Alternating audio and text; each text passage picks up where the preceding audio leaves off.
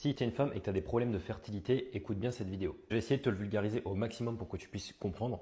Tout part de tes glandes surrénales. Ces dernières vont, pour produire le cortisol, utiliser le cholestérol, sauf que le cholestérol est aussi utilisé pour produire une autre hormone qu'on appelle la prégnénolone. La prégnénolone, elle est précurseur des hormones stéroïdiennes et notamment des hormones sexuelles. Donc tu commences à comprendre que si tu n'as pas de prégnénolone, ou en tout cas que ton taux il est trop bas, eh bien, tu ne pourras pas avoir de procréation possible. Et le souci, c'est que le corps, lui, va préférer privilégier la survie plutôt que la procréation. C'est-à-dire que s'il a le choix entre produire du cortisol et produire de la prégnénolone, il va préférer produire du cortisol. C'est pour ça que chez les femmes qui prennent du poids et qui ont du mal à tomber enceinte, sur les bilans sanguins, on observe une hausse du taux de cortisol et une baisse du taux de prégnénolone et des hormones sexuelles.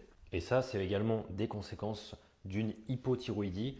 Donc quand c'est comme ça, n'hésite pas à faire un bilan sanguin assez complet pour justement mesurer ces différentes hormones-là. Donc quand tu vas faire ta prise de sang, ne demande pas simplement ta TSH, mais n'hésite pas à demander aussi ta T3, ta T4 et ta RT3. Si jamais c'est un peu flou pour toi par rapport à tout ça, n'hésite pas à commenter la vidéo ou m'envoyer directement un message en privé avec grand plaisir.